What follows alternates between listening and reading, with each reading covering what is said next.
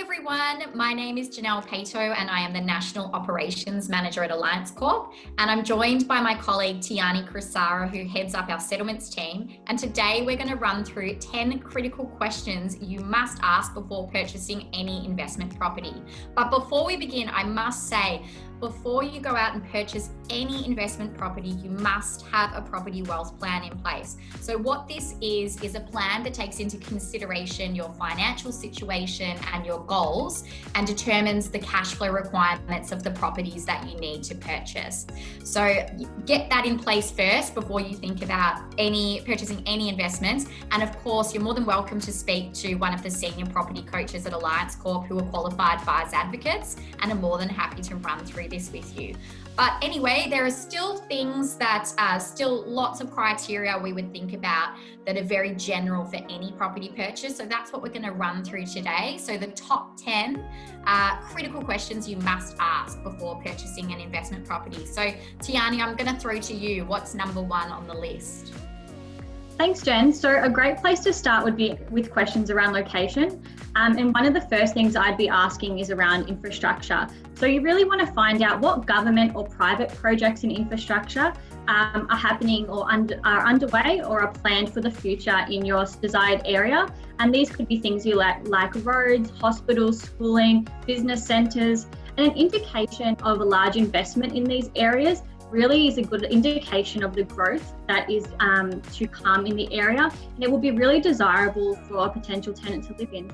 So number two, is the property located in an area with good employment opportunities? So you always want to be purchasing a property that's either near a CBD, a major hospital, near the airport. Just lots of access to good quality employment is going to drive lots more population growth in the area, which means more tenants, and it also means greater demand for properties, which will help get the capital appreciation happening. Okay, so the next question I'd be asking is around the local population and the demographic mix. So you want to know what kind of income is the people earning in the region, what's their general household information, and these characteristics help determine the moving patterns for the future in the area, and they are really a huge factor that can determine the pricing, demand, and the reliability in your desired market as well. All right, so number four, is the property's location close to essential amenities and lifestyle amenities? So an essential amenity would be something like major roads, public transport, healthcare, and education. So all vital and general items that everybody needs access to. And then lifestyle amenities is more about quality of life. So we all want to live, whether that's near the beach, near some water, near parklands. In my case, probably a major shopping centre is very important. Entertainment precincts, restaurants, all things that are going to make that property locate in a really desirable area. Question 5 in terms of location would be around the land availability. So you want to look at the land availability and also the town planning and see what they're approving in terms of new developments to ensure there's not going to be an oversupply in the future. And this will give you a clear idea of how the land will be released in the coming decades. And this can also inform the vacancy rates and the capital appreciation of your properties over time. All right, so I'm just going to jump in and add that when it comes to researching locations, not everyone has access to the hundreds of thousands of dollars of research about locations and properties like we do at Alliance Corp.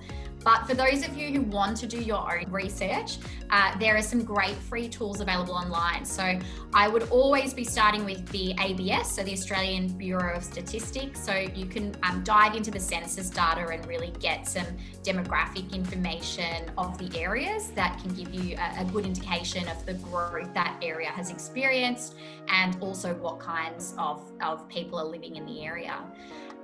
The council websites and state and federal government websites are also really great resources because they tend to release planning documents which tells you if there's any investment in the area in major projects, you know that is an area that is projected to grow in population in the future. So that's definitely something I'd be looking at as well. And finally, a good tip that not a lot of people are aware of is you can always contact the local real estate agent in the area and ask to speak to the property manager. So a property manager is an awesome resource and just wealth of information about that particular community. They're managing many properties in the area, so they've got a really good idea of the quality of tenants and just anything else related to the area. Now, why would they be happy to provide free information to you and have a chat to you? Well, obviously they want your business in the future. So if you're having questions related to investing in the area, well, when you purchase an investment property, if you had a positive experience chatting to that property manager, then you're probably going to refer them business. So I would highly recommend giving them a call. Now that we've covered questions around the location of your properties, next you'll want to ask some questions about property quality as well. So Jen, do you want to take us through the first question? All right, so when it comes to property quality, one of the things I would be looking for is timeless interiors and architecture. So, you don't want to be looking to purchase or build a property with, say, a bright green kitchen or some very fashionable interior that in a couple of years' time might be off-putting. So keep it neutral and keep it appealing to masses. You don't want to just focus on something that might be appealing to your unique taste. You're purchasing for the purpose of renting out to someone else. So keep it nice, modern, clean, and neutral. Okay, so question number 7, does the property have good quality fixtures and fittings to attract that high quality tenant that we're after? So that's a really important question because obviously this is an investment property. We're not purchasing our dream home. So obviously we do want the property to look and feel a certain way, but we're not going to put the emotion into it as if we were purchasing the property for ourselves.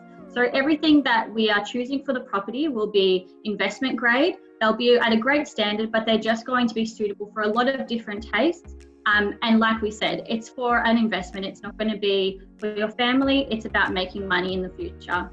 Okay, so floor plan is also really important for a number of reasons. So one is you want your property to be as open as possible, which is quite appealing to a wide range of people. We don't want little rabbit warren houses. We want nice open spaces as much as possible.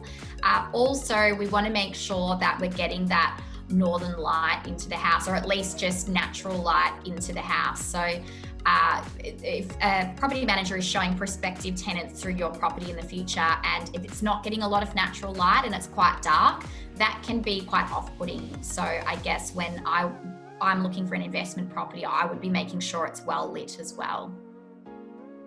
Okay, question 9. Is there privacy and security in the home? So privacy is really important. So we just want to look at the things like, do the neighbours have windows that look directly into the bathroom or the bedroom? Or are the front windows of the house very open and anyone that's passing by can easily see into the home? So then you want to look at things like getting shutters or blinds just to keep the privacy. And then with the security, obviously everyone wants to feel safe in their home. So security features are obviously desirable. So things such as security doors, locks, alarm systems, and even some camera systems if need be as well.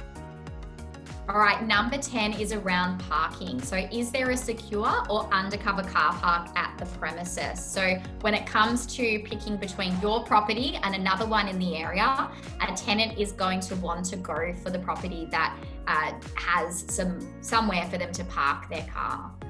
These are just 10 of the many critical questions that you should be asking when you begin the investment process. Take a look at our free guide, the due diligence checklist, that you can download through the link below, and it goes into much more detail, so get yourself a free copy. Thank you for tuning in. If you have any questions or comments about what we talked about today, feel free to reply to an email or comment if you're watching this on YouTube or on our blog.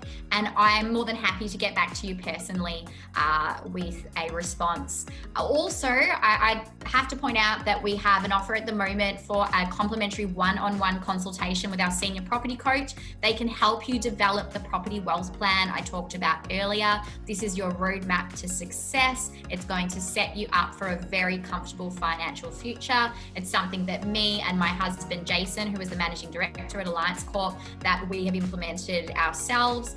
So I highly encourage you to click on the link below or wherever you're watching this, wherever the link is, and book in for that complimentary session.